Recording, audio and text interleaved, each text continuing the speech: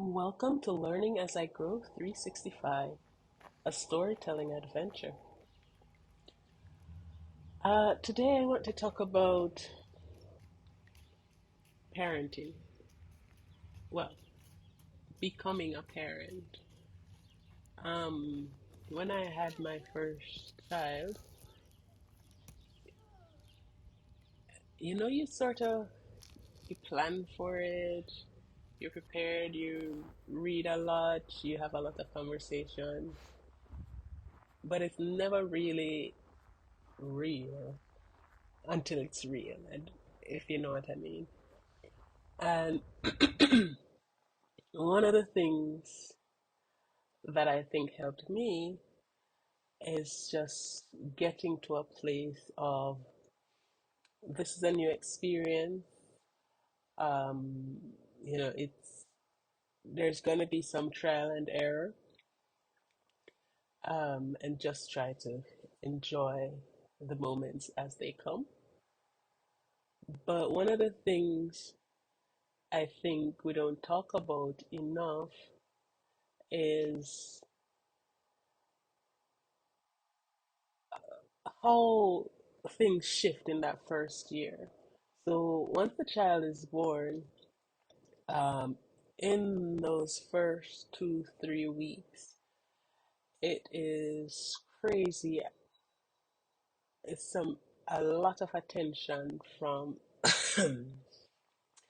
everyone who's heard about the birth, everyone who, um, you know, everyone is excited for the new baby.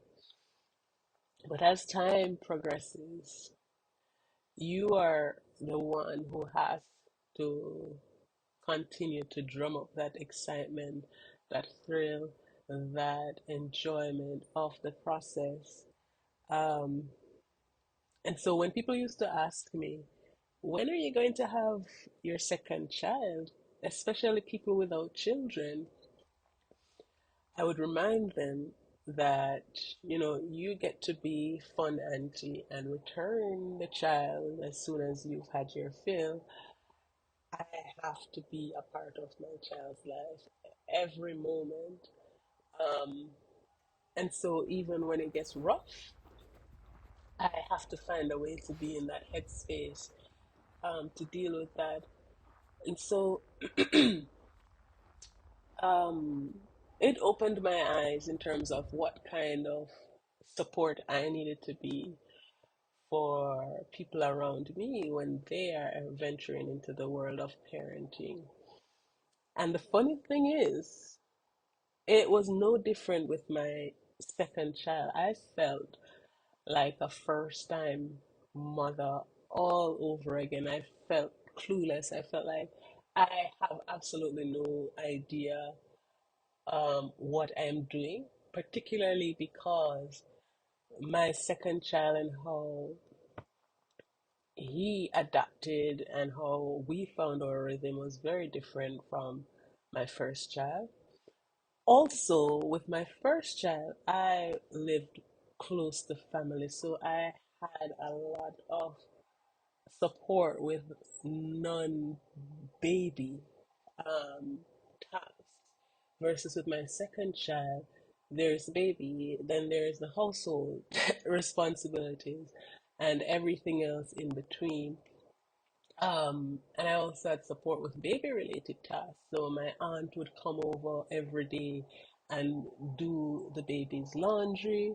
Um, my neighbor would come and take the baby for a walk so I can take a nap or get something done. Versus with my second child, where it was out and out me, his older sibling, and dad. And so it's interesting how, as things shift for you, you know, there's the need for some level of awareness of how your presence impact other people, whether you intend to or not. And so the point of this musing today is really in whatever way you can, try not to add to the worries of parents, by projecting your expectation of what makes a good parent, etc. Try to be the support that they need. Um, and there are some who they don't know what they need, but that reassurance that you are there to catch me if I fall, if I'm slipping up, if I'm missing something, just that security of knowing that you are reliably there makes a big difference and goes a far way in helping many of us to be the best kinds of parents we can be for our children. I remember what I call the fifth trimester with my second child.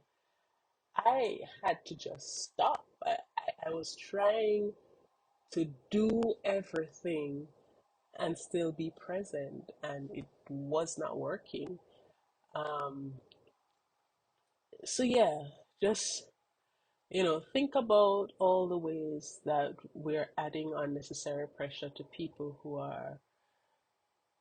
probably had a difficult time taking care of themselves, much less to add a tiny human um, whose communicative skills are very different to that mix.